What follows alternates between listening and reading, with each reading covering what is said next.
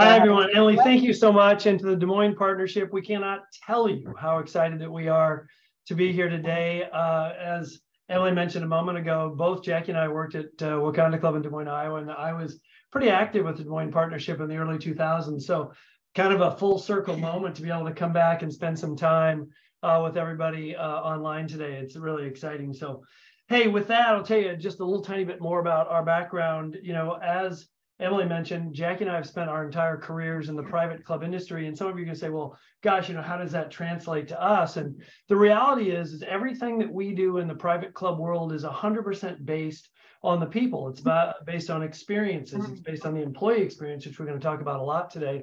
But it's also based on the customer experience, which obviously all of you have customers and understand that. So the translation we think is really, really good to industries far beyond just the private club industry. So with that, we worked at a bunch of really neat private clubs. I am currently the general manager at Edina Country Club in Edina, Minnesota, just outside of Minneapolis. We moved up here in November. And the snow just melted. It is a true story. We had over 100 inches of snow this year. And considering we're both Iowa kids, you think, well, geez, it's not like, you know, we've moved very far north, but my goodness, a little different, a little bit of an adjustment from that perspective. So my role, you know, in private clubs has always been to be kind of the vision, the big picture person. You know, Jackie's role, Jackie went to Iowa State, worked in a lot of great clubs like at Wakanda Club, the Dallas Country Club, and is sort of the operator, cheerleader. We like to call her the culture czar. That was my favorite title that I got to give her when we worked in Dallas. For the last 10 years, she has been the editor of the Private Club Advisor. She, in essence, educates our industry on trends and concepts and really what's happening throughout, you know, the private club industry. Her newsletter is called the Private Club Advisor. And over the last couple of years, we have written a book on creating culture and building thriving teams called People First. Yeah. So with that, we're awfully excited to spend some time with you all today. So we're going to dig in. We're going to give you a lot today. So hopefully we leave you pumped up and excited for the day ahead. But I think it's pretty obvious, and we can all probably agree that the world has changed pretty dramatically in the last few years. You know, we're juggling so many different dynamics. We're short-staffed, we're looking for people, we can't keep our people. People are working from home, we're doing a lot of Zoom things. We've got long to-do lists, we're connected with technology 24/7. So there's like this constant struggle. And then we've been experiencing a ton of burnout, right? Both, I mean, it doesn't matter what your role is, people have been feeling burnt out. And so frankly, it's been a hard time for both employers and employees. And we like to say the struggle is real, because here's some statistics for you. There are 10.4 million jobs open currently and 5.7 unemployed Americans. That's 1.8 jobs for every unemployed American, which is pretty staggering because that's the lowest unemployment rate since 1969. And then this one totally blows my mind. But in 2022, more than 4 million people quit their jobs every single month. Every single month. Staggering figures. And it's not that they left the workforce, it's just that they left their jobs for something else. And then this one's kind of a mind blower as well. In the last 3 or so years, more than 30 million baby boomers retired. The normal rate, like pre-pandemic, was only 3 million people retiring a year, and all of a sudden it jumped to 30 million a year. So that sort of proves our fact, or what happened. We always joke that there was like a big alien spaceship that came in and took people somewhere, because like, where are all the workers? But this kind of does some explaining. The other thing that I love to share, this blew my mind because I had never heard this, but it sort of gives an explanation of like what really happened during the pandemic for workers. So people are different today because their psychological contracts shifted. So there's a thing called a psychological contract, and it is an unwritten agreement between an employer and an employee. Nobody talks about it. It's not really like brought up anywhere. It's just sort of what is assumed or what is agreed upon of what we're willing to give as an employee for a certain salary amount. Well, during COVID, it shifted. And it happened for people over all ages, all demographics, like doesn't matter. It happened. Nobody expected it to happen. Nobody really even understands why. It just did. And it caused everyone to rethink how we work and why we work. So today, people want more manageable work-life balance. People want more flexibility, both in their hours and being able to work from home, but also they want flexibility in their daily responsibilities, which is different than it's been. People want additional educational opportunities. They want increased salary and benefits, which is no shocker to anybody on here. And then people also want to pursue passion projects or special interests. We love to share this example. So one of our friends manages a club in Florida, and it's an enormous club. A huge club. And here's what he told us. He said in January of 2020 and in January of 2021, he had the exact same number of employees, but he was 91 positions short. 91 positions short with the same number of people. Think about that. Because nobody wanted to work overtime anymore. Nobody wanted to work as many shifts, and everybody pulled back their availability. And that was 2021. So think about how much more it's probably changed today in 2023. So now we need more people that we have to pay more, and everybody wants to work less. And again, we have to show that we're prioritizing this work-life balance. So it is an interesting time, to say the least. So it boils down to a really important thing that's something that we really spend a lot of time in our careers focusing on, which is employee experience. Because we're being judged on the experience our employees are having on a daily basis. Again, hear that, on a daily basis. We've been focused on creating great customer experience for years, and a lot of you will be experts in that topic. The reality is we've got to shift that. We've got to create those same experiences for our employees. For if those experiences aren't great, they're quitting and going elsewhere. And that's a scary thought. Absolutely. So it's all about how we're making people feel. When you think about employee experience, it's about feelings. It's about the way it makes you feel. Those feelings that impact those experiences are the key. When we're happy, respected, working together as a team, we're having an impact, then we're enjoying our jobs and we're enjoying our work. When we're annoyed, disrespected, disappointed, and overwhelmed, those feelings are negatively impacting our work experiences. Yeah. So we like to use this example. Imagine that every employee has like a cute little tiny piggy bank, right? And they are constantly either adding coins into their piggy bank or they're taking them out based on the experiences and the feelings that they're feeling every single day at work.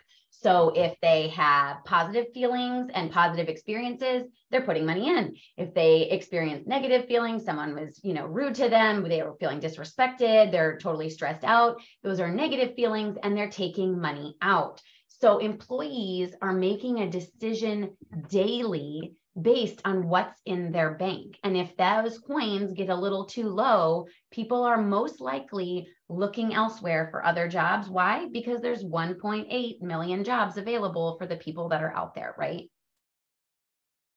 So we talked a little bit about today's agenda. So today we're going to talk about recruitment, retention, and creating culture. But we are going to let you in on a little secret. If you create a culture of people first, your recruitment and retention pretty much take care of themselves. Because when you're prioritizing your employees and how they are feeling and aim to create positive experiences for them, then they take care of your customers and strive to create positive experiences for your customers, and then everyone is winning. Excuse me. That's why people first has never been as important as it is today. We've always believed this was the way to operate. It's the way that we have really focused our attention in the club world. It's why we wrote this book. But while it once was a competitive advantage, today it's an absolute necessity. Whatever the question, creating a culture of people first is absolutely the answer. It takes care of retention and recruitment because when work is fun, uplifting, and collaborative, people want to be part of it. Right. So what is people first, right?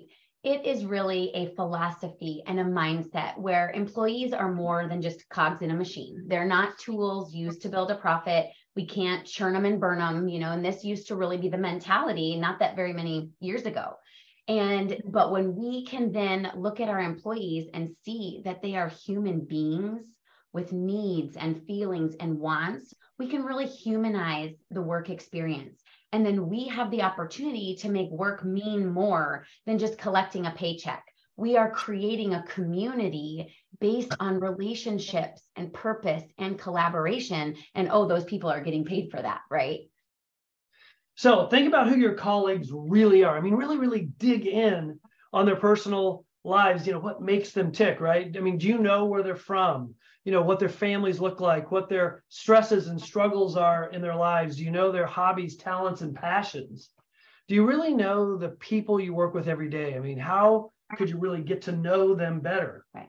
When we recognize these things, we're better able to really understand who they are. Because in people first cultures, when we create these people first cultures, employees are connected to one another and they work together as a team. They know each other more than just, oh, that's Bob in accounting, but they know that's Bob in accounting who's from Texas. He loves the Cowboys. He loves to fish, those kinds of things that impacts how we interact with Bob, right? Employees are invested in people first cultures. They're cared for and nurtured to help grow and develop. And something that can be difficult is that we're maybe even developing people beyond just the four walls of our company. We may be helping them get a job elsewhere, but that is what it looks like when we're really caring about that human being. People first cultures are inclusive and diverse. Oops, sorry, I forgot to click the clicker. They're inclusive and diverse, and each person is valued for their contribution to the team. So a lot of times, in businesses, people think that the only people that matter are the people with the big fancy titles or the top of the food chain, right?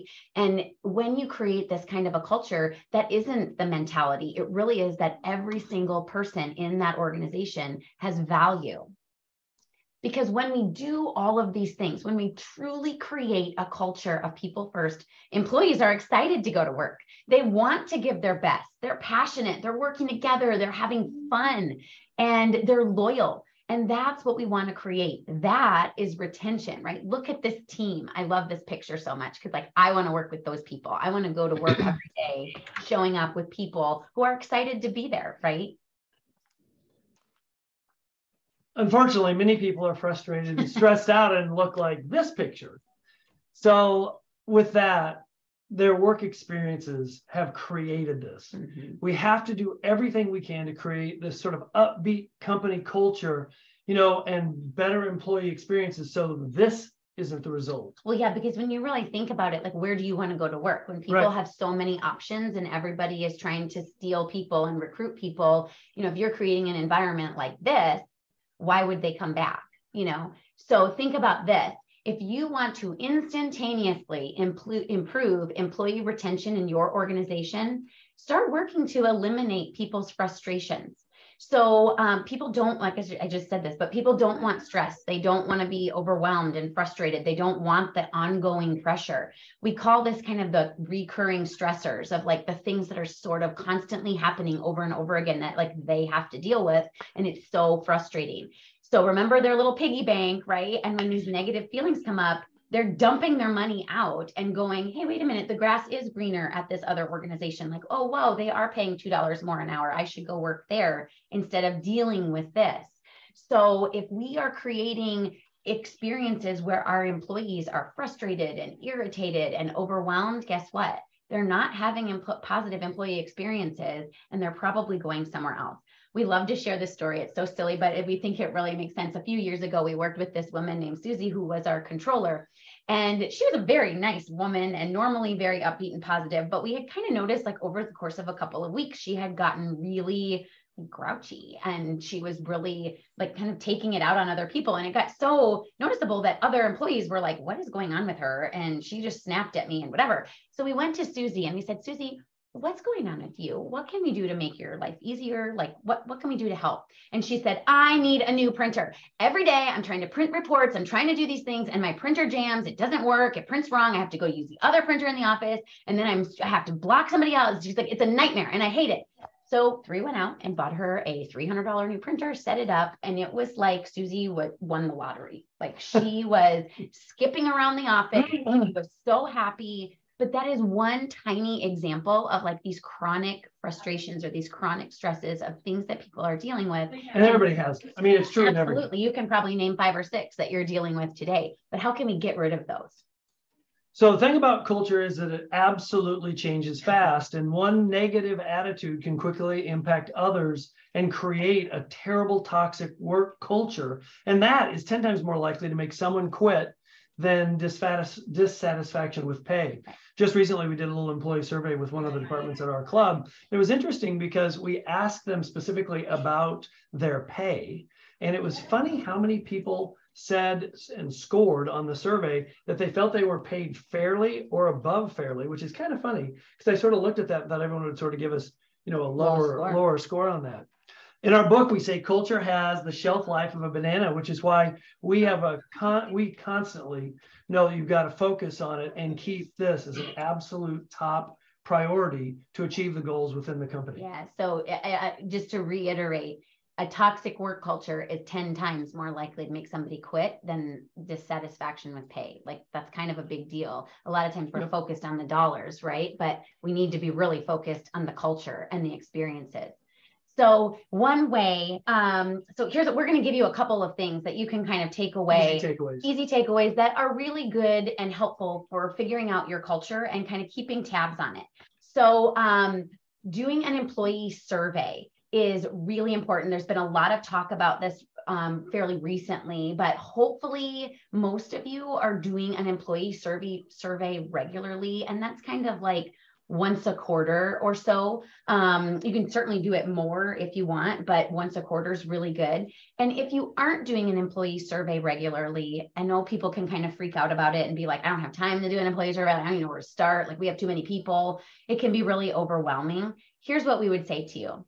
Don't overcomplicate it. It can be as simple as 3 questions printed out on a piece of paper that you're going to hand out to everybody and they're going to dump them in a box on their way out of work. Like literally can be that simple. Or probably somebody in your organization can create a SurveyMonkey link and just send out 5 questions that you can text and email to every employee. It doesn't have to be complicated, but it is extremely valuable.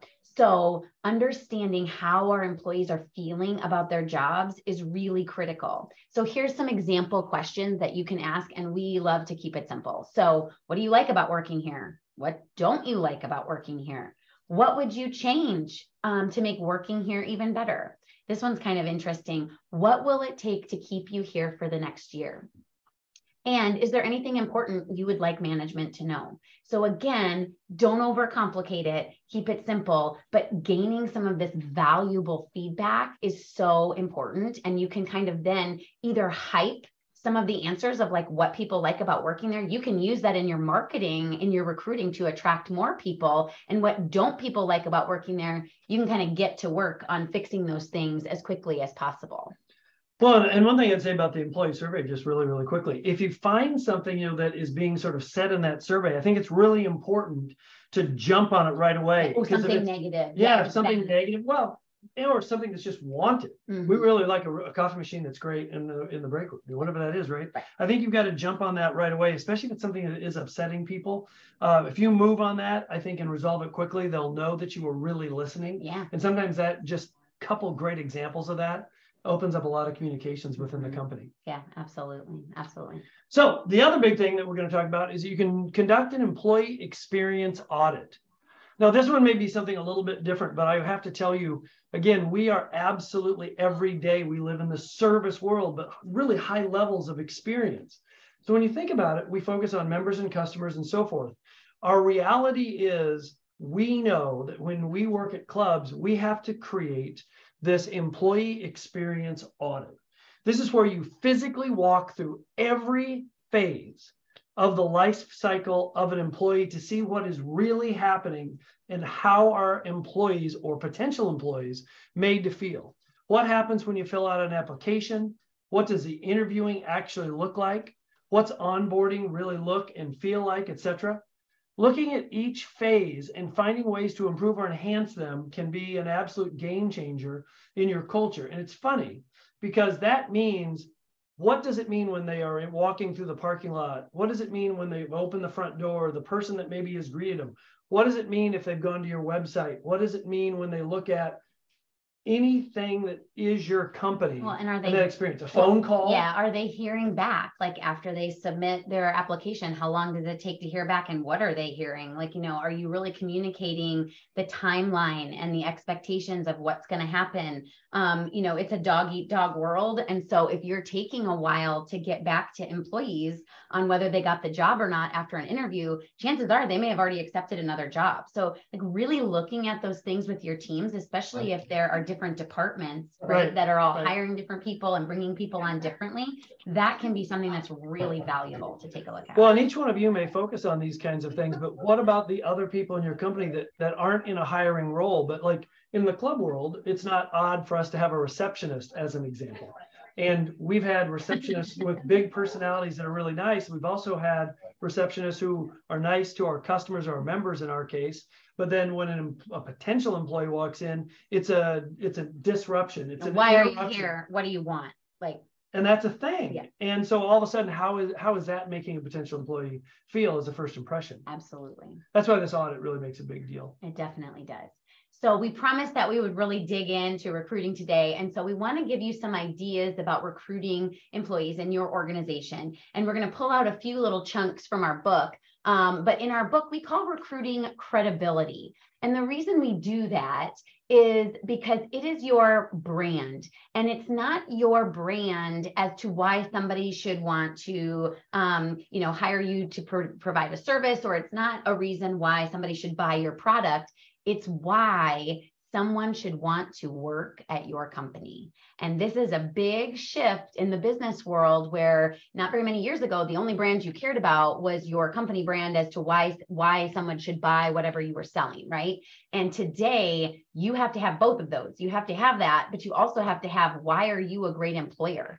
Because it is the truth. And for some people, this can be kind of terrifying, I guess you could say, because whether you're controlling the outcome or not, your truth is what kind of employer you really are.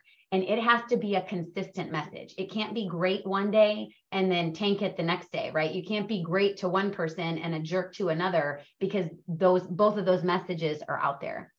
We have to be employers that our employees can trust. Absolutely. They want to be able to trust us to do the right thing. And I always use this example, but during the pandemic, right? The people who quickly fired their employees and offboard, ditched them as quickly as possible when the world shut down, are the companies that are still struggling today. We talked to some friends in New York, and New York City was shut down for a long time. Like in Iowa, I think 16 months. I think it was 18. Yeah, it was crazy.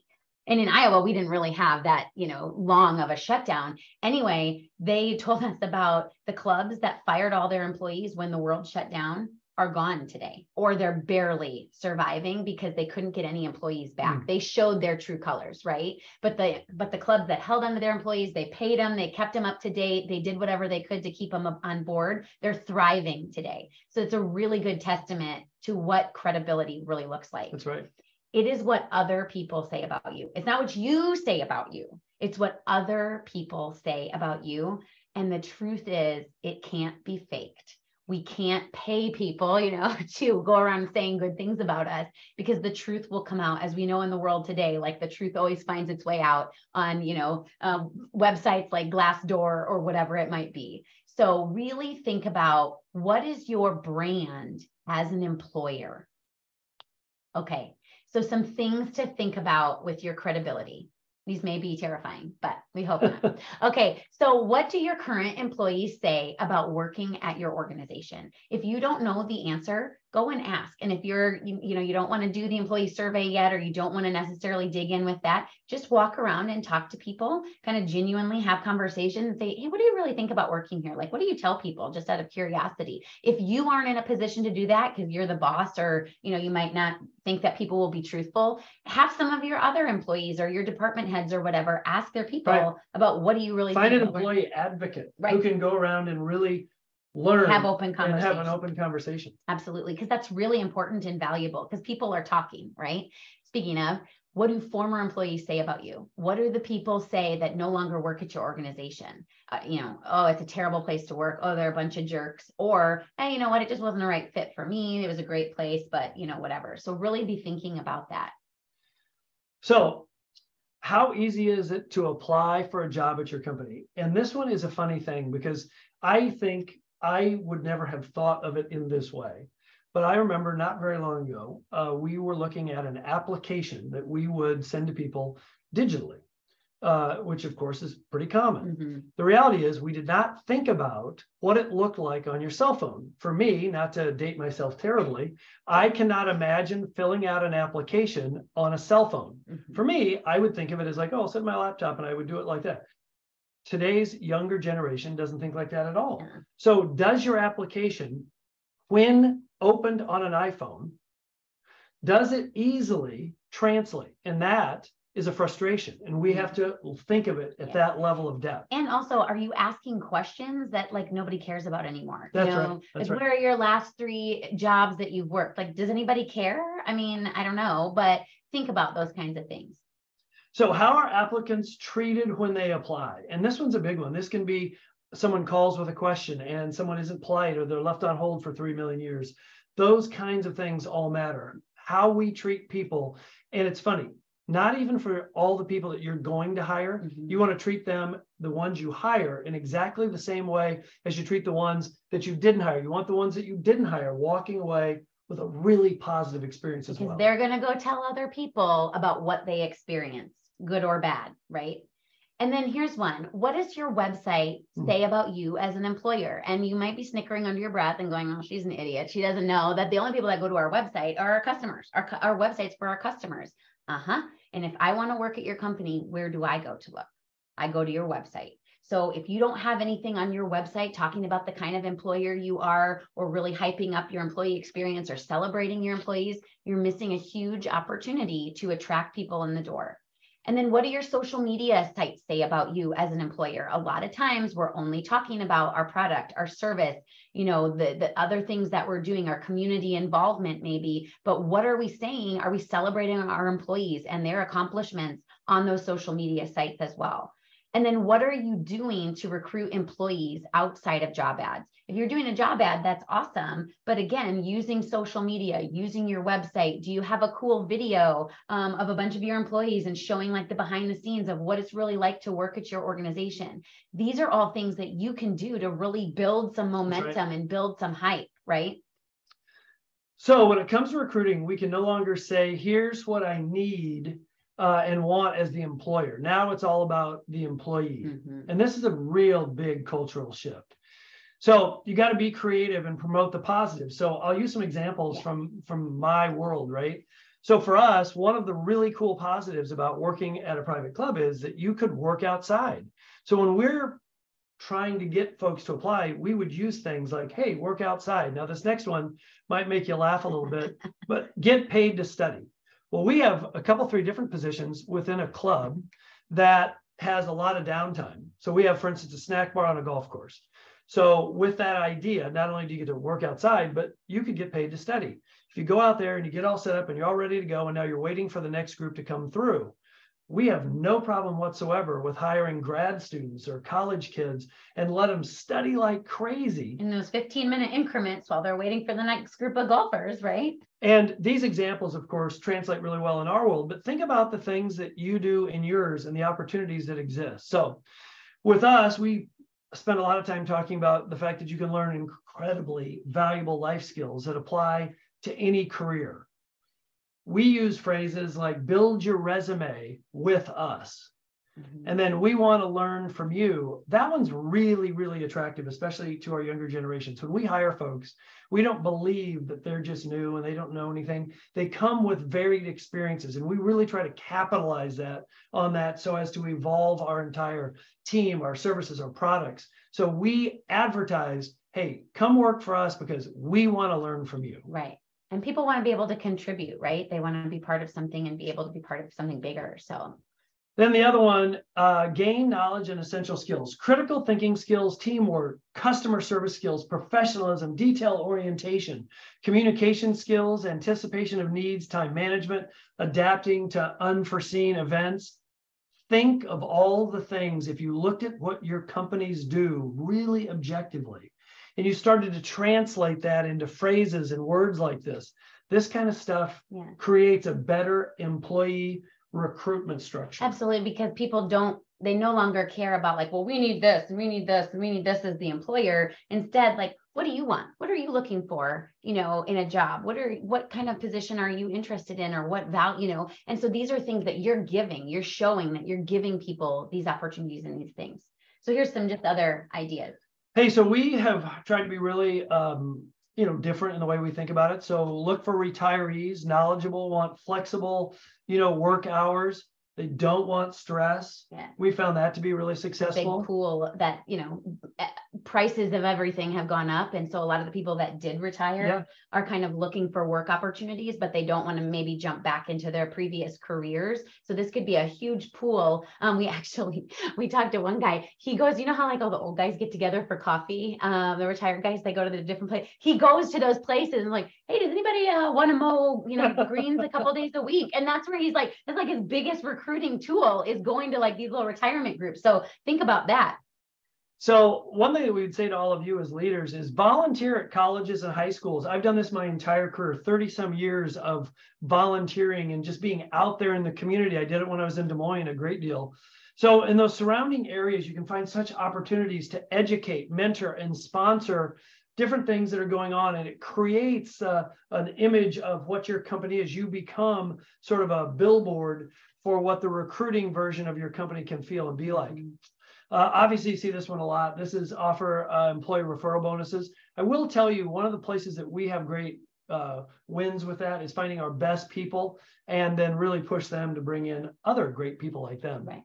So look what others are doing. And it's not just what's happening, in your industry. Look outside the industry. Look outside of Des Moines. When you start to see those things, everyone is fighting these same battles. And it doesn't matter what state, what city, it doesn't matter what industry. Really look around and you'll find some very creative, interesting ways to get there. Yep, absolutely. So another thing that really helps with recruitment and retention, frankly, and people don't always equate this, is what happens during the hiring phase. And in our book, we call it candor because it is a time where we have to be very authentic. We have to really be open and honest. We want to have a connection with the employee or potential employee. We have to be very transparent about who we are, what we're looking for. And it's really a conversation, not an interrogation. I always love to ask, it might be hard when we're on Zoom, but always love to ask a crowd, like, who's ever been interrogated for an interview before? Was that fun? Did you enjoy that? Probably not. And so are we doing that to potential employees, right? We don't want to create that. Instead, we just want to have an open and honest conversation and make it really an enjoyable experience where we're really talking about expectations. Hey, here's what you can expect of us, but here's what we expect of you as well. So, oopsie, sorry, I went the wrong way. Let's back it up. Here we go. So really looking at how we are hiring and kind of having these open and honest conversations. We've heard horror stories. Hopefully this isn't happening as much anymore, but we've heard horror stories about how an employee, one of our friends actually went into an organization. She applied for a job. She interviewed for a job. And when she showed up on the first day, they're like, oh yeah, that job, we changed it. So now it's something completely different. Well, that doesn't set up very good expectations, right, for what's going to happen. The other thing that can be a big deal is cultivation. And we call this cultivation because it's the onboarding phase. So when you do hire someone and you bring them in, I love this picture on the slide. It used to be a sink or swim period where you had to weed out the weak ones, right? And you were going to push them into the pool. Instead, we need it to be a very nurturing and helpful period where we're really easing the transition. We're being very supportive so that we're creating a positive experience. We're being genuine and helpful because employees, well, here's the thing that everybody forgets. When you're new, you feel stupid. And when you feel stupid, That doesn't evoke warm and fuzzy feelings, right? It makes you feel yucky. So how do we help people get beyond feeling like they don't know anything when they're new? We get over that stress and anxiety of not knowing anybody. So we want you to really focus on creating those opportunities when you're bringing people on. A great way to evoke kind of those positive feelings for those new employees is to really wow them, right? It's that experience, how you make people feel. So when they arrive for that first day, and this is going to sound a little different, I imagine, but what about giving them some swag? And that one is a really, really big one. Imagine a little swag bag of a few little items, and then after the first day, they take that stuff home and they're telling their family, you're not going to believe this. I got this sweatshirt, I got this little backpack, I got this great mug. Do some things when you're bringing them in to like set up a beverage station. That's an easy one. Snacks for the orientation class. Give them a timeline and an agenda for what to expect during their training. Introduce them to others on the team. And that's a big one, by the way. Really boost their excitement by wowing them for what they are now going to be part of. If you blow this one off and be like, oh yeah, no, we'll get you, we'll get some time, we'll get you trained later. Think of the expectation and how disappointing. You're like letting the air out of their balloon. That's right. And they're coming in so excited about that new job. Well, then enhance that experience. Absolutely. So here are some little takeaways to think about in your onboarding. Yeah, wow people. We often tell people, hey, treat them like you would new customers, right? What would you give to your new customers? You probably would spend a little money and put it out there. Get the whole team involved in orientation and onboarding. Let them be part of it. And again, you're introducing new employees to other employees so they don't feel like strangers. They don't feel stupid that they don't know anyone. Reduce their stress and anxiety in every way you possibly can. And then check in with new employees often. And sometimes we find that companies are really great at doing this for like the first 3 days. And really it needs to be the first 3 months. Maybe even beyond that, like managers, supervisors, the person who hired them, check in with them and ask how they are doing. And then really help new employees build relationships with other people in the organization. Again, if they feel like they're already connected and they're part of something, they are less likely to just not show up the next day. So instead of making employees feel like you're pushing them in the swimming pool and it's like a sink or swim period where you got to figure out, like, are they tough enough to make it? Shift into like when you finish a race and everybody's there cheering for you and showing that they love you and they're supportive and all of those things. That is a total shift in the way we're making people feel. So, because now it's the time to show that we really genuinely care. People want that feeling. Employees are seeking employers who genuinely care about their well-being and happiness beyond just the 4 walls of the company. Right. Exactly.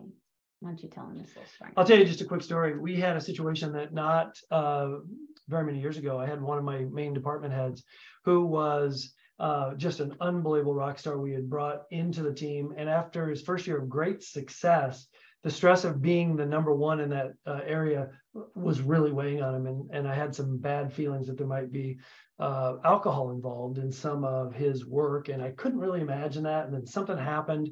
Some of our board members were aware of what had occurred, and it was obvious. So the board of directors, the executive committee got together and they're like, obviously he's new. We probably should just replace him and bring in one of the other candidates. And I said, hey guys, give me a couple of days. And I went and I spent some time really talking to this particular individual. And it was interesting, I think, because at first we talked about, hey, this can't happen at work. This can't be, the road that we're on. This has to be the end of us talking about it that way. I said, I'll take off my general manager hat. And we really dug into what was going on. And after we talked, we cried, the whole thing, he looked at me and he said this one thing. And the one thing was, I was just waiting for you to notice. And that has been a powerful lesson for me, because it was funny. His wife had confronted him the day before, and that was powerful, but it wasn't enough. It was the coincidence that the next morning I did it. And it wasn't about me, but it was about the idea that he could lose his career and his job. And the power and the weight of that in his mind was what then ultimately opened him up to seek help. And today he is one of the most award-winning and successful people in our state in his particular discipline. Mm-hmm. And it's all because we showed we cared. Mm-hmm.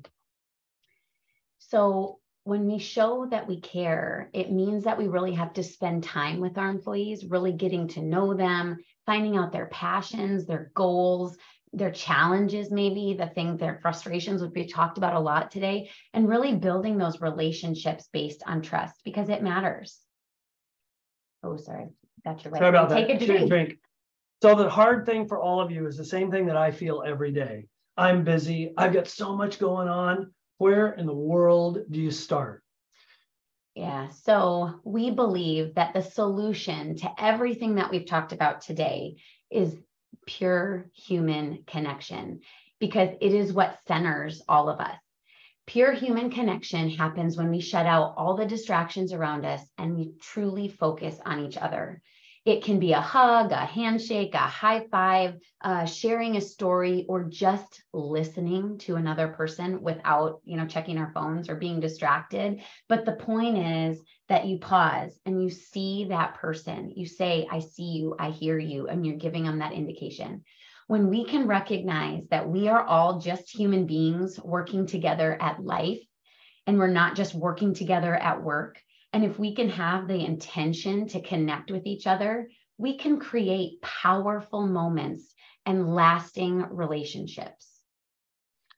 So human connection is an energy exchange between people who are paying attention to one another. It has the power to deepen the moment, inspire change, and build trust. And we're going to show you the perfect example of pure human connection.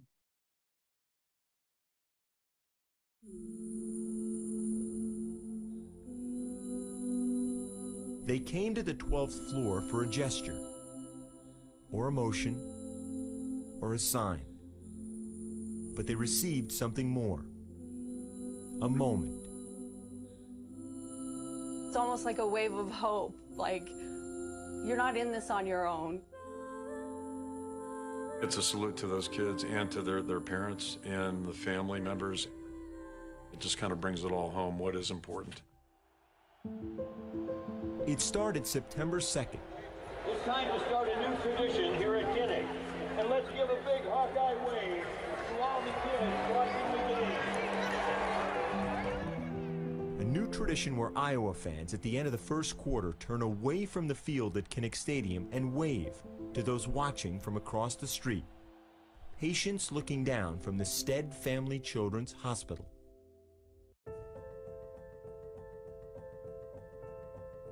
Do you see the letter I for Iowa? I-O-W-A. In another window, fans might have seen 4-year-old Sam Davidson and his mother Courtney. What they couldn't see was Sam's battle against a brain tumor and his cycles of chemotherapy. I don't think he understands the word cancer, and so we haven't really used that a whole lot. The chemotherapy is four or 5 days, and then we receive his stem cells. And then we recover, waiting for his blood counts to come up, and that's 4 cycles of that. All right, here we go. Oh, great job. But on a fall Saturday, it isn't about radiation or IVs. It's about celebration and anticipation. For all that he's endured and gone through, Sam wanted to find a spot right up front. It was pretty cool.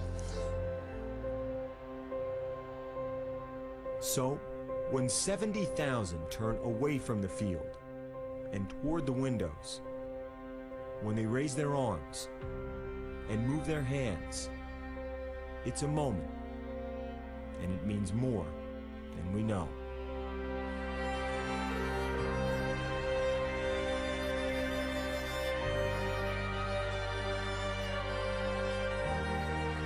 You see it in the flood of people looking back at you.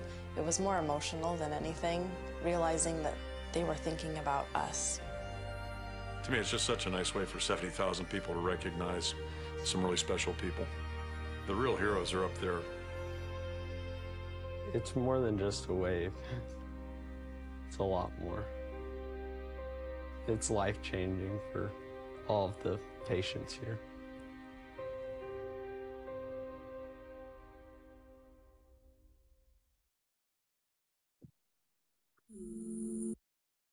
Folks, it's not complicated.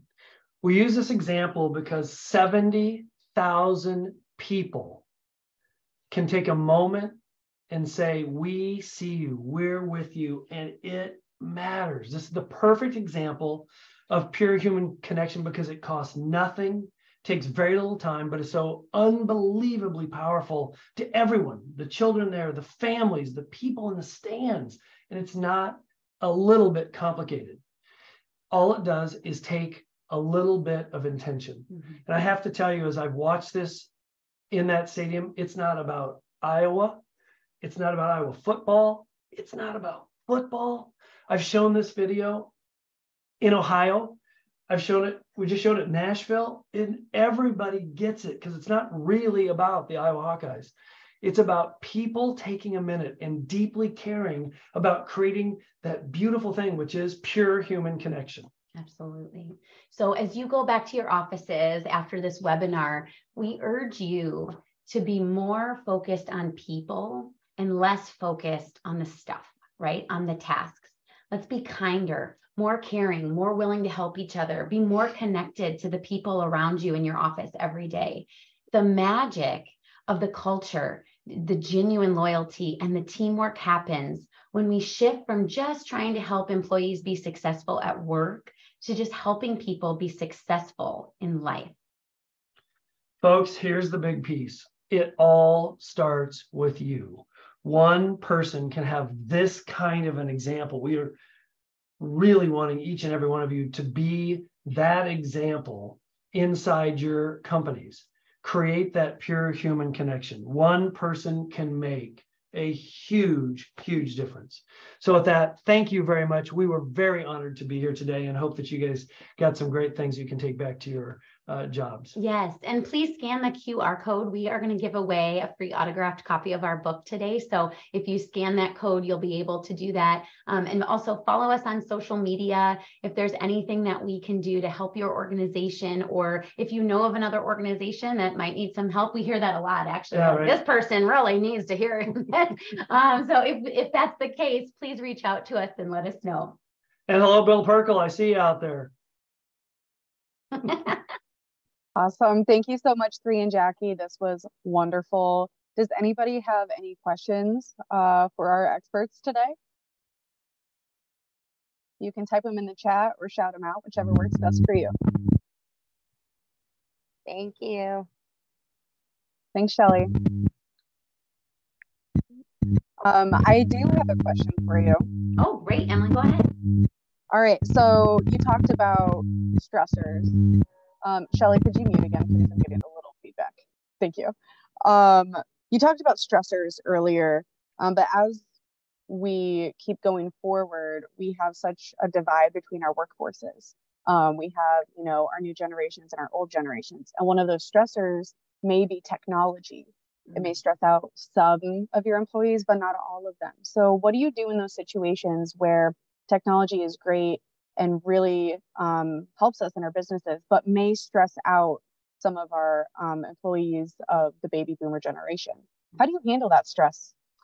That's happened to me a great deal because obviously as the club world has transitioned from being probably more remedial than a lot of businesses, part of my job has been to enhance a lot of the tech side. And there's no question, we have lots of folks that are intimidated by that.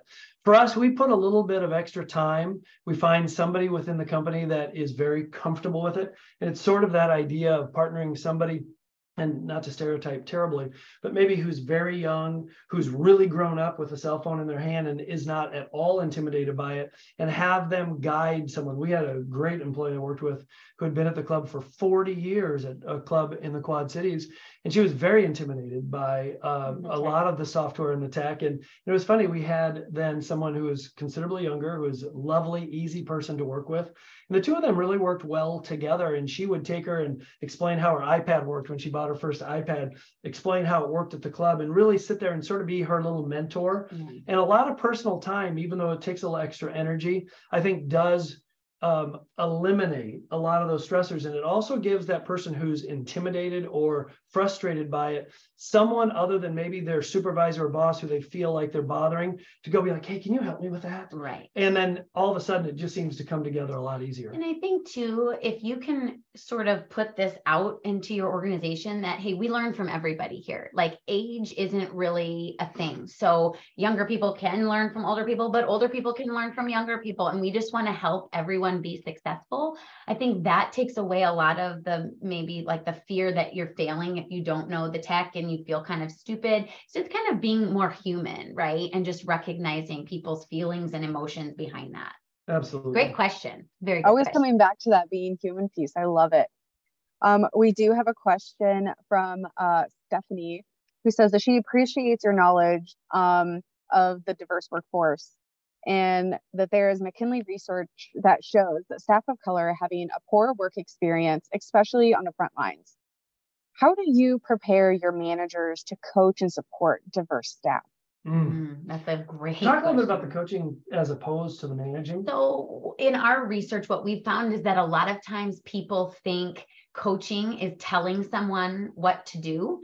And the reality is that coaching is really helping that person find the answers themselves. And so for managers and training, it's really about, teaching them those kinds of tactics and those sorts of things that can help, but also really asking powerful questions like, hey, what do you need? And what can I help you with? Or what are your challenges today? And sort of listening to those responses. We have found that really diversity is more about inclusion, right? And if we can make everyone feel very included and very a part of our solutions and part of the process. It's a collaborative process. It's a very collaborative process. And so really the simple answer is really training and education as much as possible. And just to add to that, the only other piece of that, if it's not something that is in, your particular skill set, there are so many brilliant resources out there. So just in my world, tomorrow and Friday, I have brought in 2 experts in different disciplines of the private club industry to come in and work with all of my mid-management folks on training on how they're going to coach their employees, how they're going to do it. And we're bringing those 2 people in for kind of 2 days of kind of intense education at that level. It's not a tremendous cost. There's a lot of great resources out there. In our world, there's also, they're literally called career coaches. Yeah. And I know that's true in many, many industries. And so finding somebody like that can help guide some of your mid-management folks to that expertise is really good stuff. Just having an environment too, where if you're dealing with something that you don't know the answer, that you feel comfortable to say, hey, I need help. And somebody is going to say, okay, great, let's talk about that. What are your weaknesses or what are you struggling with? Versus making the person feel, again, like they're stupid because they don't have all the answers or they don't know how to deal with something. So good question. Thank you. That was a great answer. And then Callie doesn't have a question, but she does just want to share that the Iowa Wave video was amazing and she was holding back tears, as I do every time I see every the time. Wave. Hey, thank you for that. A quick note on that. It is funny when we show that in other states. It's not funny, but it's interesting. it is impactful, though. It's not just an Iowa thing or a Hawkeye thing. I mean, it's just not. People see the value and they really see the connection, and you see tears in the room almost every time. And we know, like, we're from Iowa, and so like we're a little biased. We're biased, but when we think about it, like, it really is the perfect example because it's free. It literally takes a couple of minutes. Like, it just has to have an intention, and like we all can quickly see the power and the impact that couple minutes really has on people's lives forever. And then we do have one last question from Matthew. It says, everything that you talked about is very solid leadership, but is it really people first? Is it not really mission first, where the business needs to define its mission beyond making money and protecting the institution? Hey, by the way, you are 100% correct. Cool. It's absolutely that. The mission first for us is that your mission, your entire company focus has to be on people first. And then it drives that all the way through. When we started real young in this business, it was always about creating that employee piece first. And that has always been sort of the foundation of whatever ultimately our complete mission statement was about.